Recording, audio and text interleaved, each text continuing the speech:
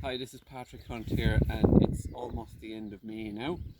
And what I've been doing today is uncovering the area where I'm planting squash, sweet corn, and runner beans, and maybe a few other things as well.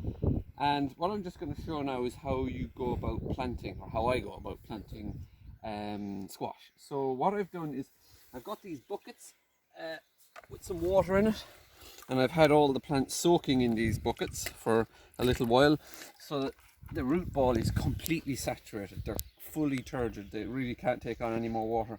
And when you take the plants out of the pot, they should have a pretty decent root system like that. So they need to be fairly much well out to the edge of the pot, but not pot bound. So they're not wrapping around. They're looking for more soil to grow into. So they're, eager to spread out and find more ground. So what I've done then is, in this example over here, I threw down a full bucket of very good compost, organic compost, onto the area where I'm going to plant. And I won't do it now, but what I did then is I dug the hole, and in the process of digging the hole, some of that really good compost got mixed with the soil that was already there. Okay, so that's what I've done, and the excess then comes up to form a ridge around here.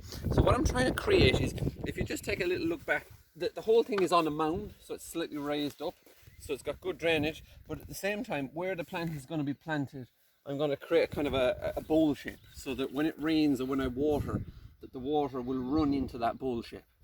So we take our plant and we take a lot of water, and the spray here, give that hole a really good soak, get that water down underneath so that the roots will go down and find it.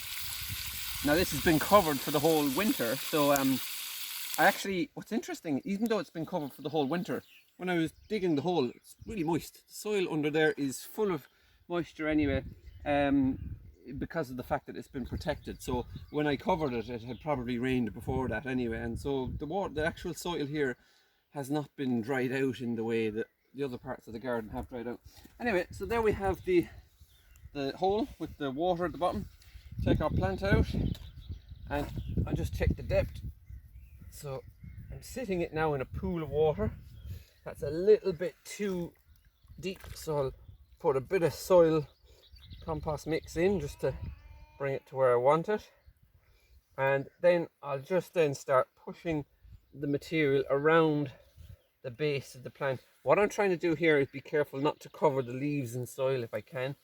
And also, what I'm not going to do is I'm not going to wet the soil on the surface, because if there are any slugs and snails, slugs more so, that have been harboring underneath the tarpaulin for the winter, they might love this little moist environment. So the surface is going to stay fairly dry for now until tomorrow morning.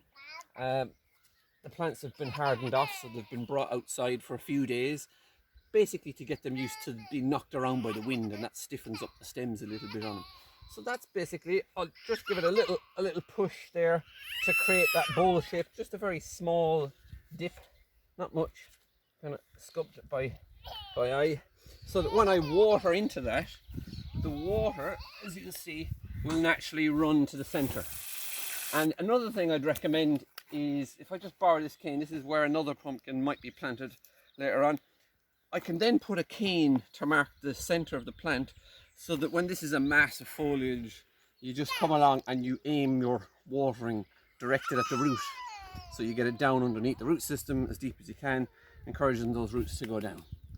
That's how you plant pumpkin. I'm going to be doing the same for the rest of the plants, and I've just been working out the positioning of a plant here, there's going to be another one here where that cane was, another one here, and another one there, and another one there. Altogether there'll be 8 squash, and then in among them there'll be these sweet corn coming up among them.